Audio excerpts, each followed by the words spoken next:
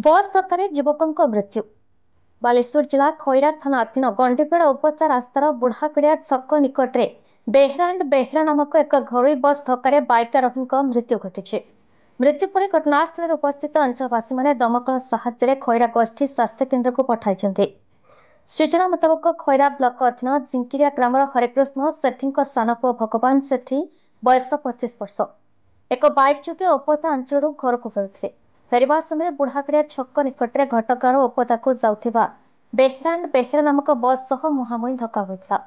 दुर्घटना बाइक बस भितर संपूर्ण पशि जाइथिबा बेले घटनास्थल युवकों मृत्यु होइथिला।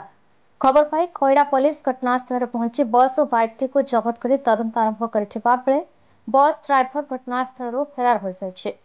मृत युवक गाँव में पक्का मिस्त्री भाव में काम करती निजर संपर्क घर बाइक आसुवा बेले दुर्घटना घटी।